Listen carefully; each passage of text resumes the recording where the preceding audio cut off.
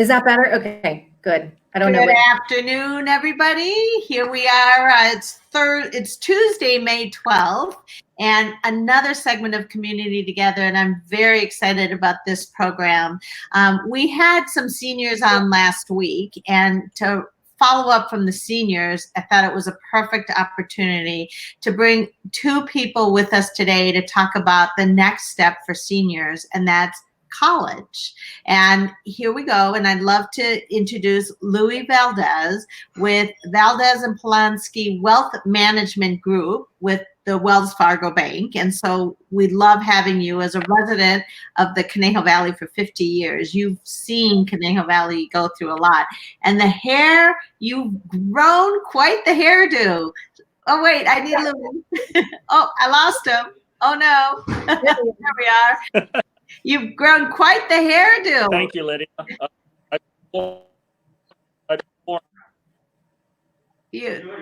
Your quarantine hair.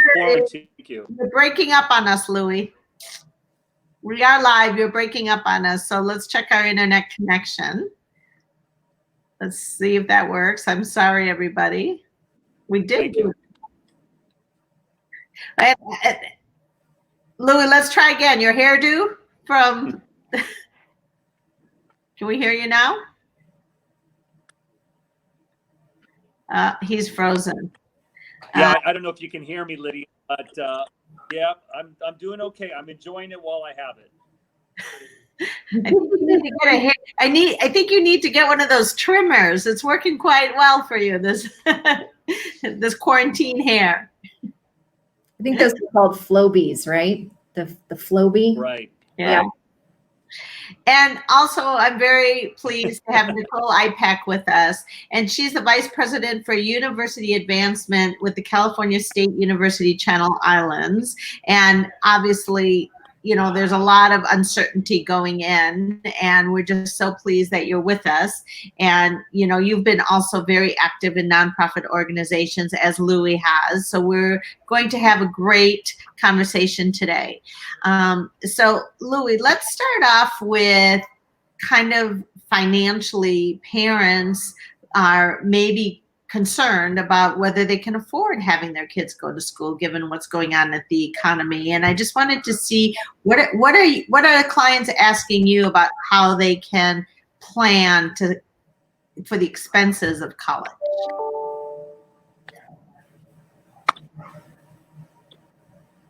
Louie? Oh, he's frozen. Well, let's try to get him back on. We are a live show, as you can see. We will pivot. Nichole, why don't we just kind of talk about what are the plans of kids being able to come back to school and enter in as a freshman, and what is Channel Islands or now all the California state schools have planned? Thank you for being with us. Oh, sure. No, thank you for having me.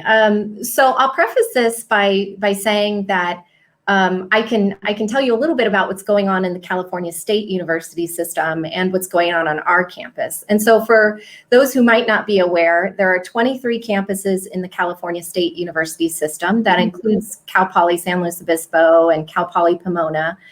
So we make up what we call the CSU. And we just this morning there was an announcement made by our system chancellor letting the Board of Trustees know that the plan for the CSU is that we will be doing primarily virtual instruction in the fall with limited in-person instruction exceptions. And even with that, you know, that guidance is very broad. And so even in that context, I'll tell you that the way that each campus executes that, each of the 23 is going to be different from the next. It will depend on local circumstances. It will depend on the academic curriculum that we have to offer, the different kinds of programs. So we just heard that this morning, and now all of the campuses are trying to work through the detail of what that will actually look like. But we pretty much know that's going to be the case in the CSU.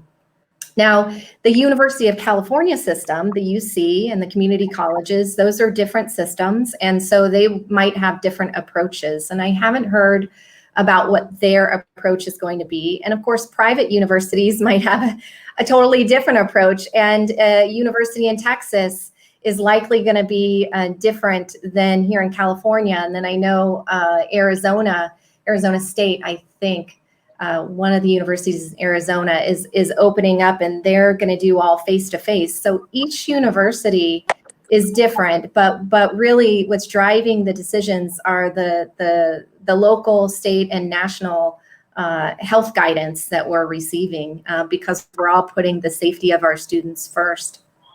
And probably staff and professors are part of that. Course. And the campus community. Yeah, absolutely. So I can imagine if you're a parent or if you're a senior and you just are hearing for the first time that you're not going to be able to be on campus, that's going to be, obviously it's a huge disappointment, because dorm living and football experience. Yeah, it's a huge disappointment for everybody. So I think I was talking with you before this a little bit and mentioned that our faculty, our staff, everybody who works at our university and in the CSU, this was a disappointment to everybody, right? I mean, we all wanted the students to be here. That's why we work here. Our mission is about education and educating students, and that's why we all choose to be here. And not having the students on campus is a huge disappointment to us all. But especially the students, not to mention the seniors who are the class of 2020 right now in the K through 12s, who are missing out on their senior year, and now they don't get to have that same fall experience potentially at a university that other classes have been able to enjoy. So yeah, I mean, it's heartbreaking for all of us, but we've only gotten through the fall, right?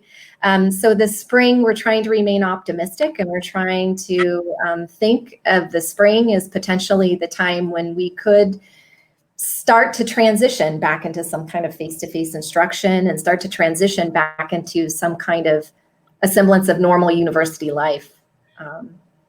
Yeah, I mean, obviously health first, and I think, the colleges are leading with health first, and that's probably the most important thing, and it might be disappointing, but all the kids are in it together, and I think that's what I heard last week from these students, like they're strong and they'll come out of this, and they're, they'll have different skills, right? Yeah, and you know what? It is amazing. I mean, I think we experience this with every kind of emergency, the Thomas fires, the borderline shootings, all the things that our local region has gone through.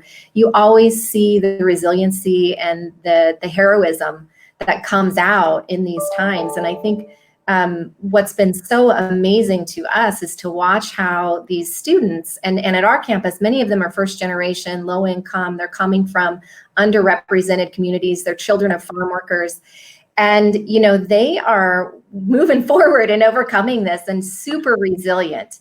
And so, our job is we've got to assemble the support systems and the structures that they need now to thrive in this environment, because we cannot let them get derailed from their academic aspirations. It's imperative, but there is a lot of amazing stuff that's coming out of it. Yeah. Louis, can you hear us now? Can we hear you? Louis? Uh-oh, we still know Louis? I can. I'm sorry, Lydia. Thank you. Good. Good. You're back. Okay. We're talking about, Nichole mentioned how none of the kids will be on campus. Can you hear me? We're having technical problems. Oh, okay. One of the things we wanted to talk about was what happens to the parents' portfolio in potentially how can they afford school compared to what they originally were thinking in January.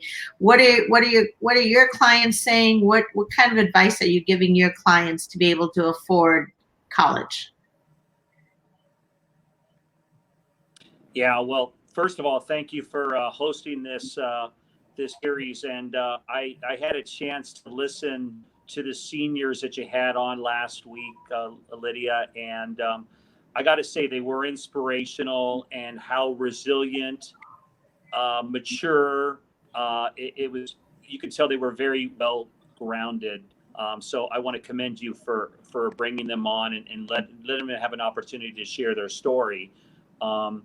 So to your question, given what's gone on here the last few months, we have been having conversations with clients who are prepared to send their either back to school to finish, or of course starting out in the fall, which is predominantly what we're talking about now. So what we're really encouraging those clients to think about are, if their educational funds, and let's just say 529 plans, which your viewers are probably familiar with as a central investment to fund those, if those 529 plans have come down, it's probably a good idea to potentially let those sit and build and try to find some alternative sources of funding, if that's at all possible, because those will come back up in value given some time. So one of the things that you should be looking at is the investment allocation of those plans. Most of those plans are offered through what's called an age-based allocation. And simply stated, as the student gets closer and closer to college age, the investment mix is conservative to prevent loss. So I would say to clients, make sure that your allocation on your 529 plans is appropriate given a short amount of time period. And if for whatever reason it's not, Lydia, I would say to rebalance the portfolios to an age-based mix. So that's what I would say to people that are looking to fund their college very soon. And are there other methods, if their 529 has shrunk a lot and they want that to regrow, is there other methods that they can use, that they can dive into, or that they could potentially use to watch that regrow potentially?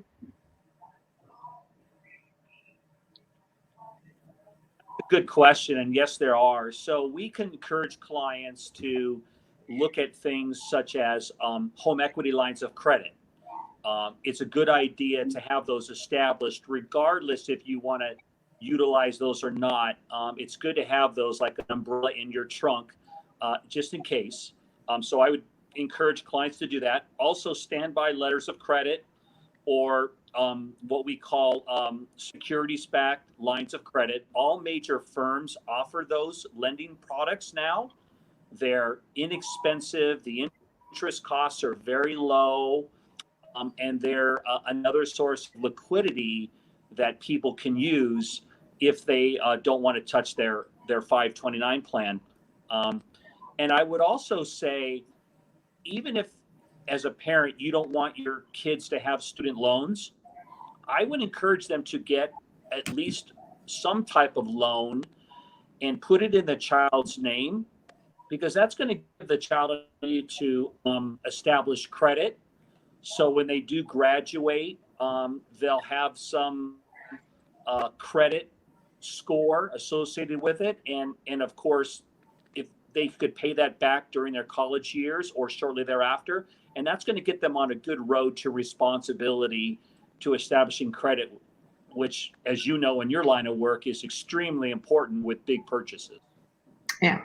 I mean, really good advice, really good information. And, there's hopefully our viewers are, if not, they need to reach out to you, but to put a plan together and have some guidance. And it's a lot of money, right? It's a lot of money that if they have a first-time student or a second-time student going out, how to manage that. And do they wait with their 529s and hope that it rebuilds, or do they use their line of equity? Or Nichole, I'm going to come back to you. What's happening to scholarships? What's happening to student aid? What's happening to your budget, knowing are some students maybe not going to come to school, like on a financial term? How are the colleges going to handle all of the extra expenses that might come up with this? All good questions, and many of them we still don't have the answer to. But there's a lot happening with financial aid. So the federal government released CARES funding to various campuses throughout the country, and our campus and the CSU received some CARES Act funding. We are distributing $4.2 million in direct support to our students, and we're prioritizing that support with the students who need it most. So if they have a family contribution that is $4,000 or less, then we're giving them a larger chunk of support. We're still moving forward on the philanthropic side, which is what I oversee, of trying to secure scholarships and support for our students that could take that CARES Act funding even further. But what we're really wondering about is what is the impact of the stock market going to be on our endowments? Because many of our scholarships are endowed, and we use the interest earned off of those endowments to provide the scholarship support to students. So we're thinking about that now, and our foundation board is taking a look at what that impact is, and they're going to make a decision about what they want to do with distribution for 2021. But we do hope that we can reach out to our supporters, those who have been generous in supporting our students, and ask them for support that our students might need. But of course, we want to be very sensitive because everybody's finding themselves in different economic situations right now. So we're trying to navigate all of those circumstances to really understand how we can do that best. And, in terms of the budget, again, we're a state university, and you may have read the governor made an announcement about the $50+ billion shortfall that the state will assume in this year, and that the economic shortfall to the state will probably last through 2024. The governor's May revise comes out tomorrow. And so that will give us the first piece of information that we can begin to use in the CSU to try and understand what that impact could be to the CSU, and then our campus in particular and other campuses. But we know the biggest hit we've taken has really been with our auxiliary services. So the dining, the parking, all those things that we have state mandates that say, hey, listen, state dollars can't support these things. You have to generate your own money to support them. So our dining services they act like a small business. And Lou and his team have been amazing because they've been, ordering lunches from them and trying to support them. But it's a way that we generate revenue to support the campus because really only about 46% of our total budget comes from the state of California, and then we duct tape and Band-Aid the rest together from other sources. And of course, fees and tuition that students pay is a part of that.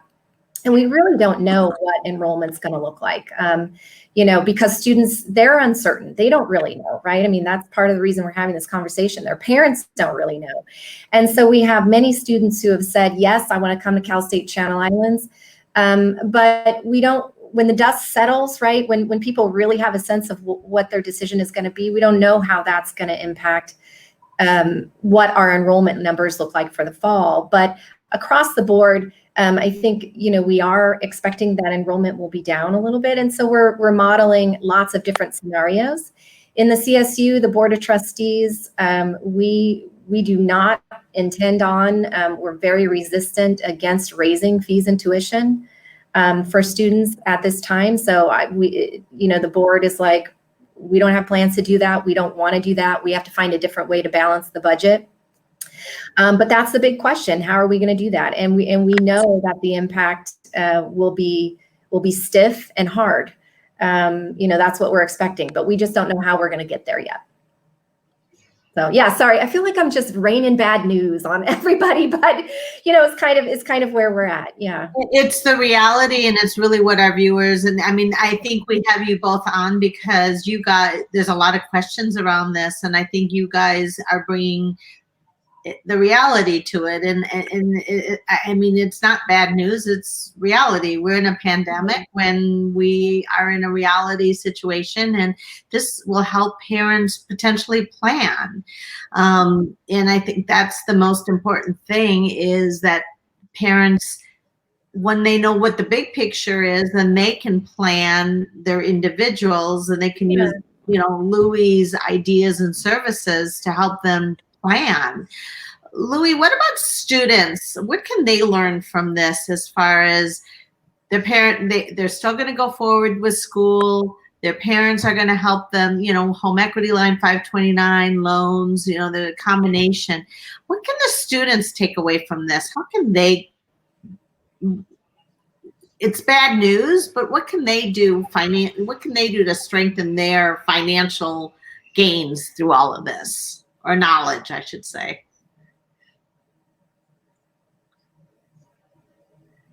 Louie, can you hear me? Louie's frozen. No. Oh, that's too bad. Oh.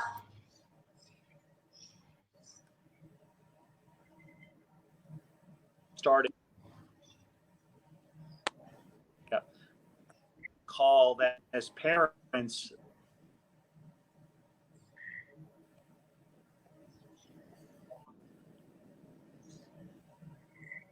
Lydia, can you hear me now? Now we can hear you. And I've gotten a couple texts. Is that your real hair? Is that your real hair? Okay. So, yeah, there we go. So some of the things that I think we could share with your audience is the idea that this is a good time to allow students to really set the financial foundations for the future. In fact, we actually have one client that they actually take the 529 plan and they actually call and request for the withdrawals. They actually look at the statement. They actually have an active process in reviewing things. And it really does. I commend this one client for taking the time to teach her daughter, what that looks like, and following up all the things that we do as adults. So I think it's a huge opportunity that more of us could do.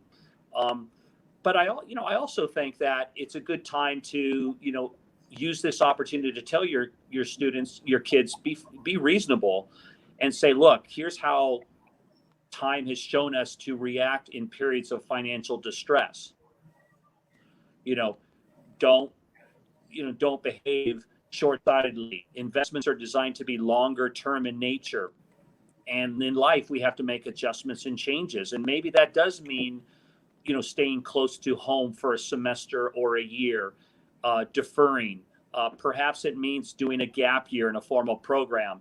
Perhaps it means, going to a Cal State Channel Islands because it makes sense if we're going to do something online versus paying out of state tuition and not getting the full college experience, which are things that Nichole highlighted earlier. So, I don't have to tell you, your 3 students on last week, they get it, and they can take tough news. They already have.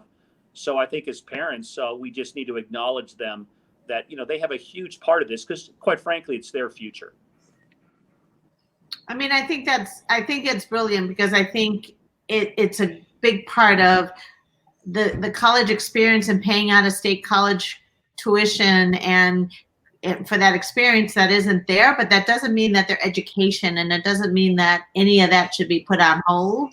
And, staying close to home and being more involved in the finances, being more involved is, maybe not what their experience is, but it's a new kind of experience, right? And these kids are resilient if we allow them to be resilient. And, you guys are obviously models and trying to help your clients and your students navigate, and your professors navigate through this.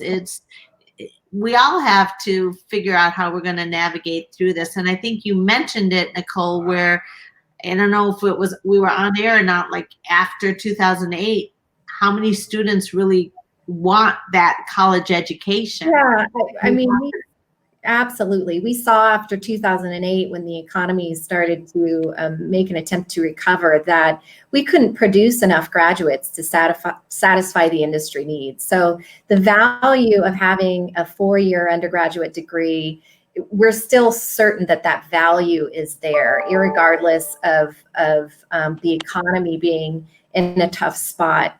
The employers are still hiring. I mean, part of what I do at the university is I oversee our career services and alumni development programming, and we still have employers who are looking for graduates and entry-level employees. And so there are still some jobs out there, but as the economy begins to rebound, there will be a need for people who have 4-year degrees. Before this all happened, often our president would cite the Public Policy Institute of California that said by the year 2025, we would be 1 million baccalaureate degrees short of what the industry in California needed to thrive. So, that need is still there in this state, and the value of whatever degree somebody gets is certainly still intact, we think. No, I think you're right. Louis, are you seeing, what is the economic indicators as far as like employment for these? Do you break it down by college kids being able to be employed after college? Is there anything that you've seen on that? Or Nichole, can you talk to that? Like how many are coming out of the colleges right now and are being able to get employment with that 4-year education, even in the pandemic?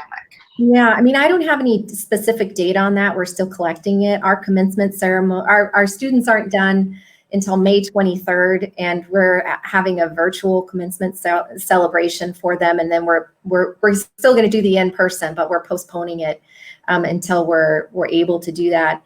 But we're curious ourselves, right? So we don't have any specific data on that. We know. I mean, no illusions. There are people who are still hiring, but certainly it's going to be harder for our graduates to get a job, and not just a job, but a career path, opportunity, job.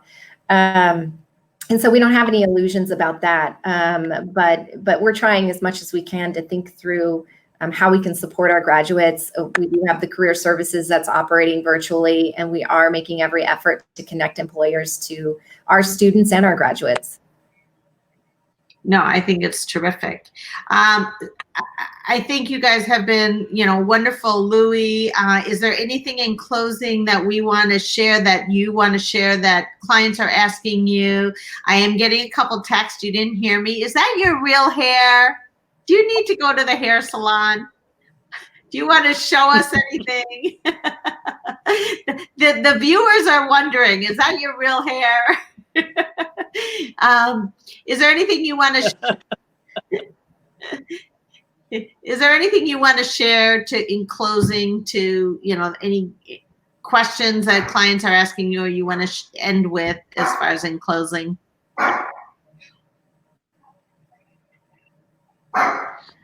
So I would say, after doing this for a long time, clients really want to know at the end of the day, are they going to be okay? And I think our job as financial advisors is really to reassure them, be honest with them, reassure them that they are going to be okay.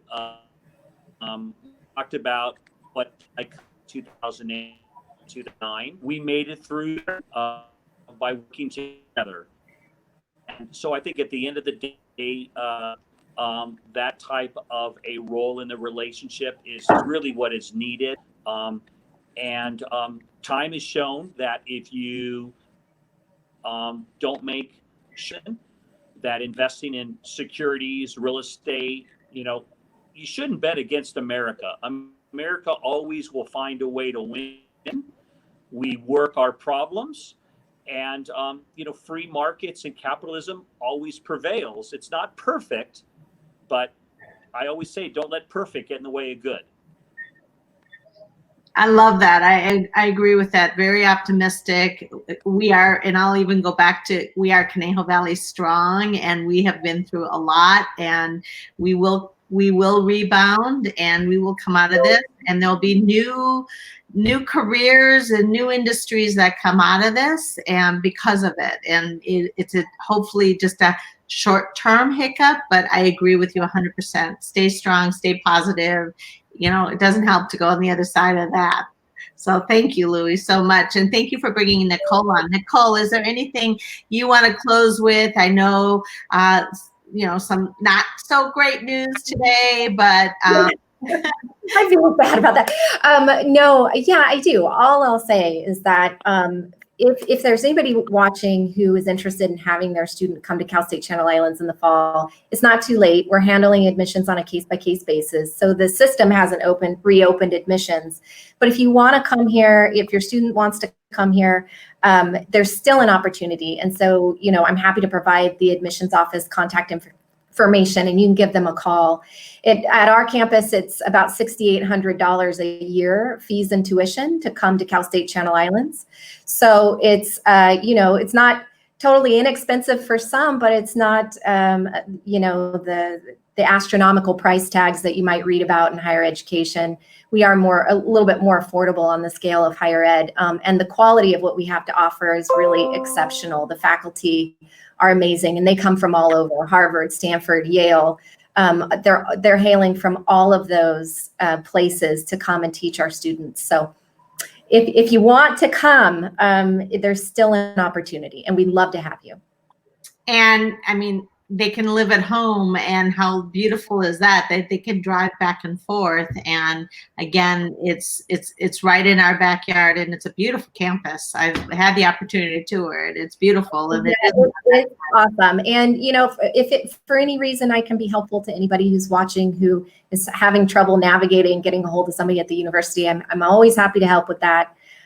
So feel free to pass out my contact information. I'm always happy to help your students navigate that, because universities are a little bit like the mystery house. Each one's different, and we all have different doors to enter in, and it gets confusing. So I'm super happy to help anybody who's looking for that. I love it.